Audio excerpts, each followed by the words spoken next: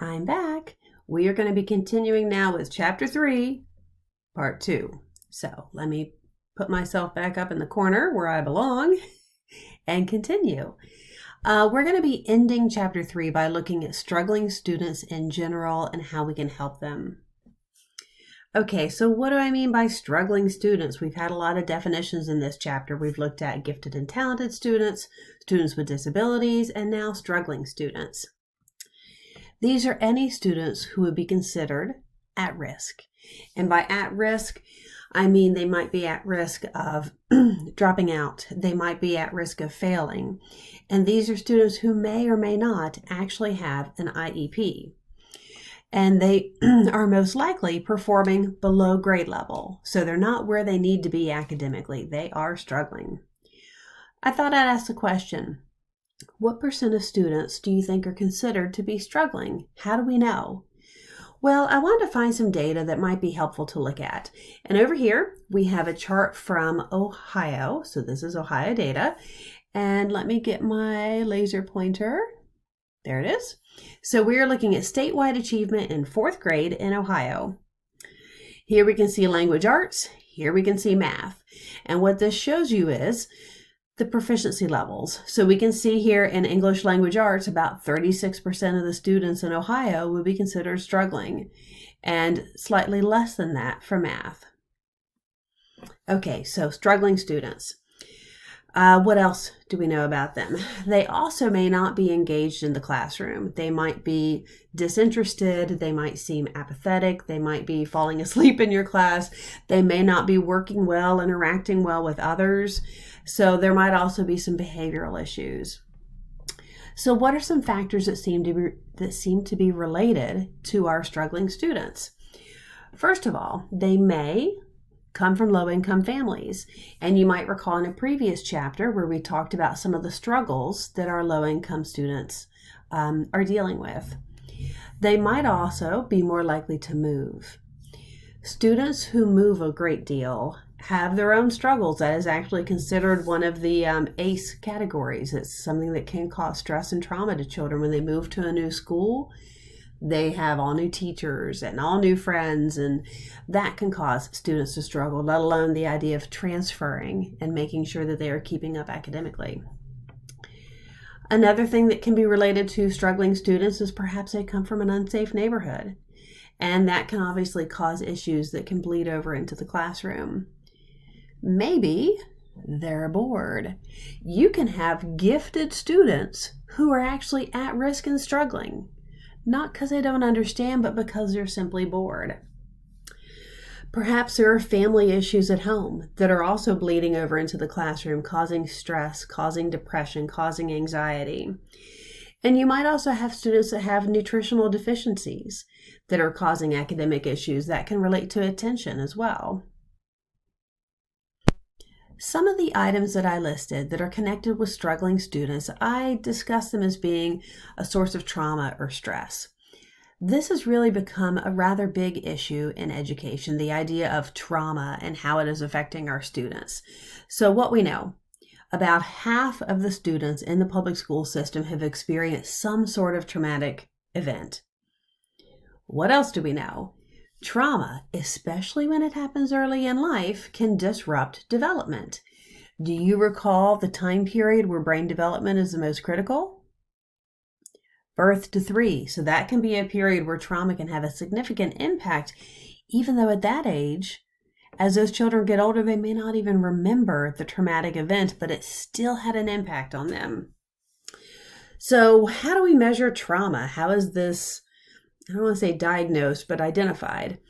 It is measured by the number of what we call ACEs. And ACE is an adverse childhood experience. So I thought I'd ask the question, what do you think some of the ACEs are? You know, if I was trying to look at whether or not you've encountered a childhood trauma, what might some of them be? All right, whatever you thought of, compare that to this list. So it could be some form of abuse. It could be neglect, not getting the care that they need, household dysfunction, family divorce. Some other things that are counted as ACEs are a death in the family, sometimes moving and transferring to a new school. There are lots of things that can account as ACEs, and here are 3 basic types, not all-inclusive list. Here's a short video to talk about how teachers need to get started with taking this idea of looking at trauma and how it impacts our students and how we can use that to be better teachers. What does it mean to make the world a better place? Nice! So those are those big questions we're focusing on. For me, being trauma-informed has so much to do with mindset, accepting that different people come into a school setting with incredibly varied life experiences. Some of those life experiences may be traumatic, and the way in which that plays out in my particular classroom could look a number of ways. And by me having that lens, it makes it less about are they doing the right thing or the wrong thing, and more about where is that behavior coming from, why is that happening.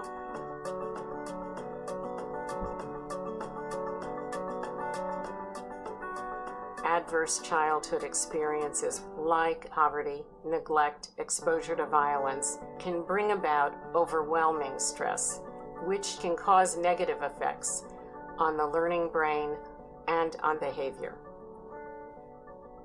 If children have the experience of adversity, they will have uneven development of these foundational skills like self-regulation and executive function or relationship skills.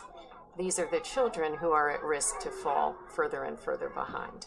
But the good news is that there is a powerful antidote to stress, and that is the effect of the human relationship and the presence of trust. Schools are an ideal place to produce many different kinds of relationships that are capable of buffering stress. Schools themselves can be healing places. If you're fearful, if you're anxious, if you're distracted about something that's happened to you, you literally can't learn. Your brain shuts down.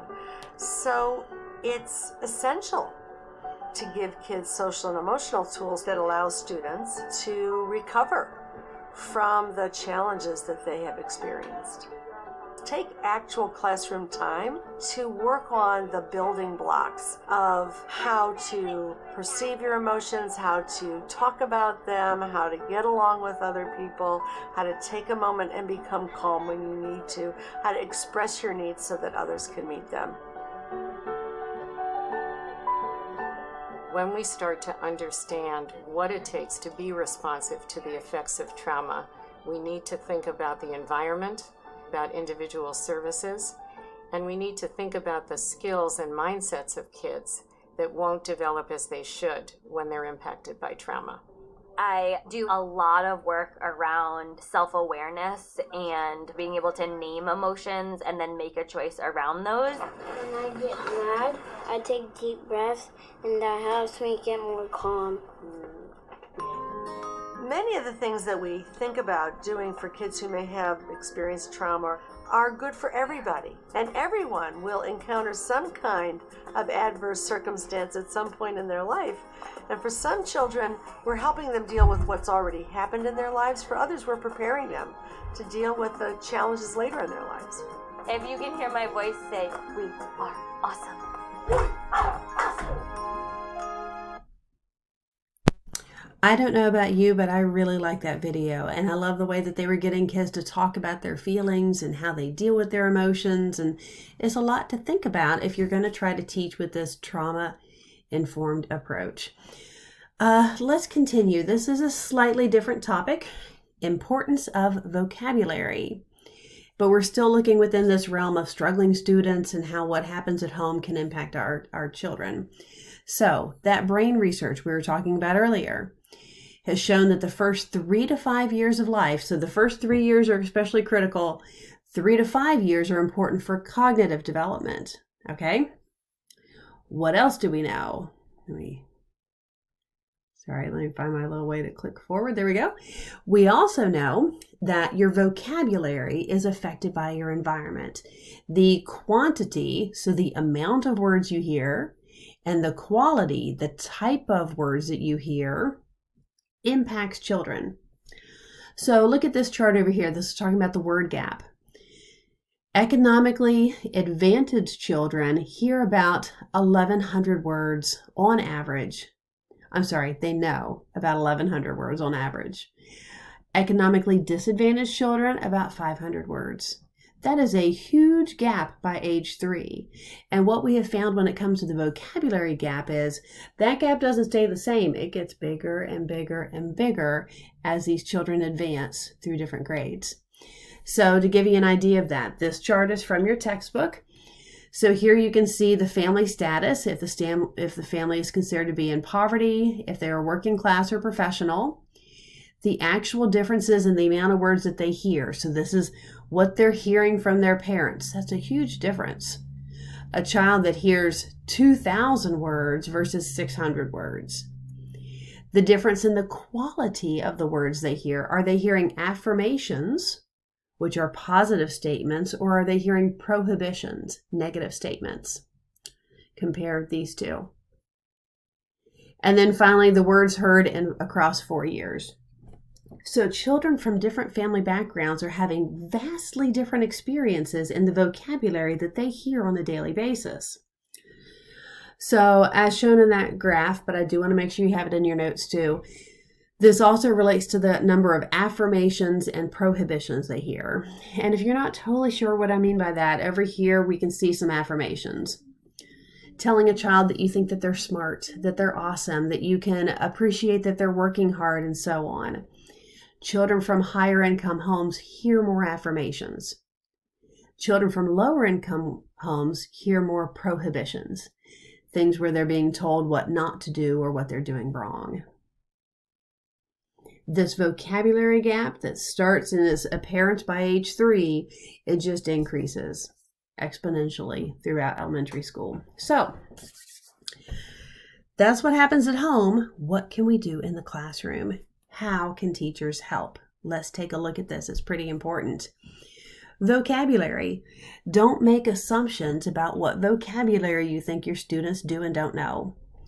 Post key vocabulary somewhere in your room so it's easy for them to spot. This way your struggling students will have a resource to go to help them keep up with the other students when it comes to key vocab. You also want to really actively try to promote vocabulary development. So whether you do this through lessons, through homeworks, maybe even locating students who you know need a little bit of extra help on that. Over here, I thought I found some cute examples showing you some fun ways that you can get your students to work with vocabulary. So what else can teachers do? Well, you want to make sure that you're engaging all of your students in stimulating discussions. So don't just reach for the students who are raising their hands and volunteering to talk. You want to get all of your students to be engaged and get them to use their vocabulary through both oral discussions as well as through written assignments. All right, so this kind of leads to another topic, which is when it comes to struggling students, how can teachers meet the needs of all of our students? It's a challenge when you have gifted students, you have students with IEPs, you have struggling students, and you have students who are doing well. How do you meet the needs of all of these students? Well, the textbook gives you a couple of possible answers, but educational research really points to one answer as your best idea, and that is this one below, which is differentiated instruction. It is the idea of providing more than one option for your students on how to learn and changing things up based upon learning preferences, the needs of your students, their interests, their readiness to read, their readiness to do math, to not give the same information and lesson for every student, to think about their individual needs. Here's a short video on this.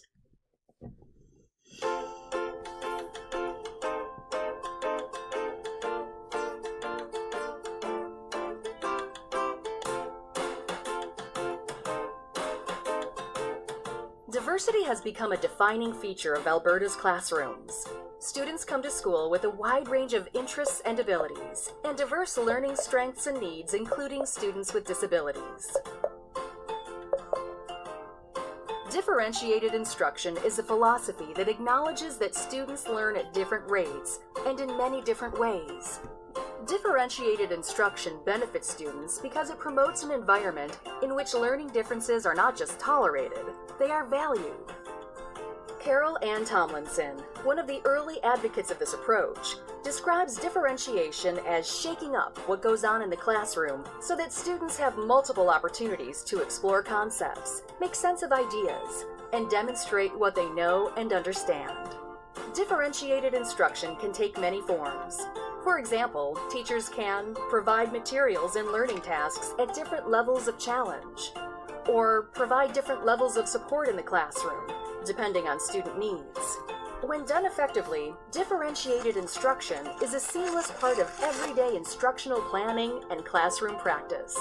It is woven throughout the school day and informs how physical space of the classroom is organized, what learning resources are used, how instruction is planned and delivered, how student learning is assessed.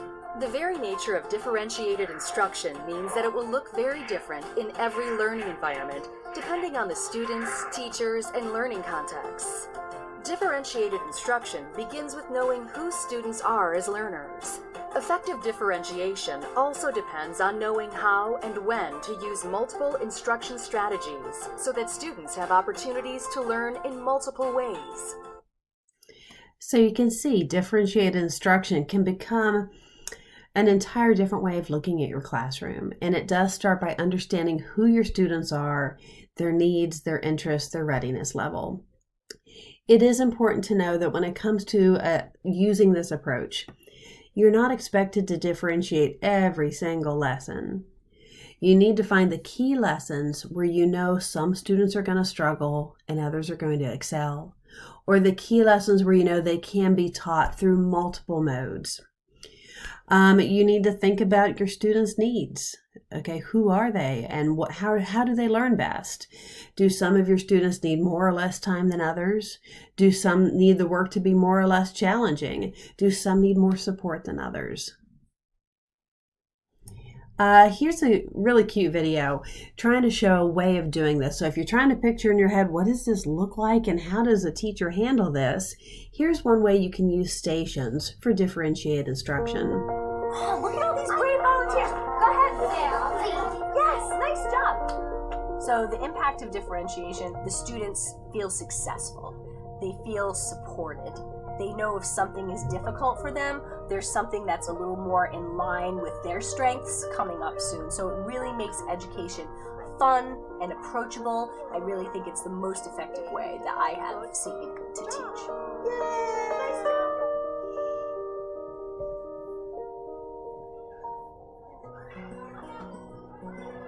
The vision and the mission of Highlander is to use innovative practice as a social catalyst. We want our kids to be able to do anything any other kid from Providence could do. We use differentiation all across the curriculum here at Highlander, and especially in the first grade. Although the content is the same, having the stations really allows me to tailor my lessons to each individual group of learners. So how the differentiation looks in my classroom, we start off with a whole group lesson. So let's get our reading glasses on.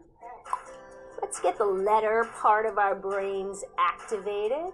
This section of our curriculum, we have been looking at nonfiction texts. When we're looking at our book today, we're going to be thinking about where we can get information. And then in the phonics realm, we focused on contractions. We're taking two words, and what are we sticking them together with? Apostrophe. Yes, Karen. And then we break off into our small groups. So our yellow group is still learning how to do a lot of our literacy things. The green group is doing pretty well, but has a few things to work on still. And our blue group is hitting all the first grade standards and needs to be stretched. So our differentiation kind of takes two forms. The first is by student grouping, and the second is by modality of learning. We have 20 minutes per station, and there are 3 of the stations. The students will rotate through all 3 stations each day. So our first station for the blue group is the computer station. The students use a Google form to check in. They'll normally watch a video or carefully observe a photograph and answer some questions about that. We watched a video about how to grow a seed. we had to type in our favorite part and why. After they finish that form, they can check out an ebook. And then you could do this game of reading called Teacher Must Know How to Read. We're delivering things in a way that is visual, that is auditory, that is individual to the students through the technology. After that, she rings the bell. Clean up, switch up, first grade readers. We switch to the sort station. Our sort station is more of a physical modality. They're using their bodies, which is so important for first graders. They need to move. Kids are cutting out the words, they're gluing them down. We had a contrasting game. It's fun because it's all mixed up and you had to find the right pieces. And then after we do that, we do rainbow writing. That's another way that we differentiate. If students are able to get through more work, then they have some freedom of choice. Clean it up, switch it up. The last station, we're talking to each other and learning from each other. So that's more of the social interaction type of modality. I like the teacher station the most because we get to be with Miss Gallagher and we get to learn cool stuff. So take a look at the illustrations on this page, right? And The content is the same, but it can be differentiated in a number of ways. My blue group, for example, they know what text is. They know what illustrations are. And so for them, I create a Venn diagram. You need to make one circle like this, and then you make another circle overlapping. oh, For the yellow or the green group, I'm just leaving the Venn diagram out of it. We're still doing essentially the same thing, but just that piece that might be confusing to some of those students, I just leave that out for a later time. They'll get to it. all right, so clean up and meet me in the middle of the rug for writing. Nice work, first grade. Being able to move through those stations, it's just another level of helping the students learn as much as they can each year. They really feel excited when they make that growth. They're proud of themselves. They feel like they're effective learners. As a teacher, honestly, it is a lot of work, but the results that you see and the happy faces of the kids and the good feeling that you have in the classroom is worth it. I hope that you all found that video as helpful as I did. I think it's always great when you can see real life examples. Okay, so if you stuck around to the very end, you are now officially my favorite students because you stuck around even though the notes were done. And you get to say hi to Sarah. Hi. And you get to say hi to our favorite cat. This is Lily. Mwah. Thank you all for your attention. Oh, put the cat over the shoulder. Here, you take the kitty. And I'll see you guys next time.